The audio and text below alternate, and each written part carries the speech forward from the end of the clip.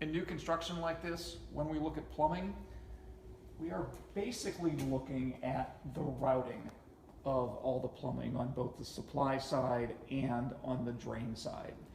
Because like you've got in this case, water's not turned on here yet. So we're not going to be able to look for any kind of leaks, drips, things like that.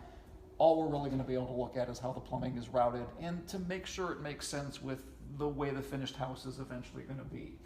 So we're looking at incoming water lines down here. We're looking at drain lines up here to make sure that the traps are in the right spot and that it ties into the main drain in the right spot, and that all of our rough-ins for ejector pumps and venting and things like that are where they're supposed to be, even if they're not going to be installed when the house is finished. So in the basement, it's relatively simple. Are things routed neatly? Does piping flow the way it's supposed to flow? Is it properly supported? And if the answers to all of those are yes, then we can't really do anything else until the house is actually finished. I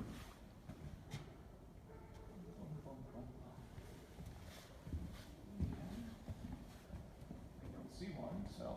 So there's no roof vent? So apparently there's no roof vent. Okay, so upstairs, when we're looking at plumbing, again, we are basically looking at the routing of the plumbing. Did they do everything right behind where the drywall is going to be that they were supposed to do? So this bathroom, we're going to have 1-2 sinks. Where the hot and cold comes out makes sense. They've got all their blocking set for when the cabinets and mirrors and that kind of stuff is going to go in. Is it routed right through the middle of the framing lumber? And in this case, we're more than an inch, inch and a half from the surface of that lumber, so we don't need the little metal protector plates there. It's all neatly drilled. There's no big sharp turns in the pecs.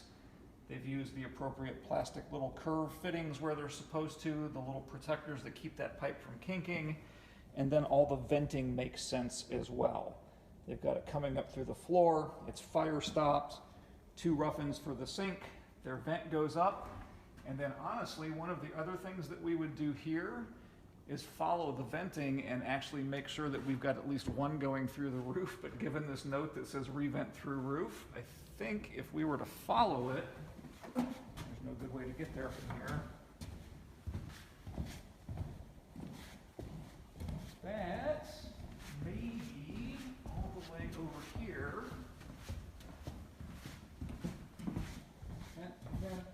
Vent. Yeah, that's not going to work. Oh, there it is. They did vent it through the roof. So they did finally revent through the roof. And again, now we're in what I'm going to guess is probably the master bath. Same thing, 2 sinks, drains, vents, plumbing all routed properly.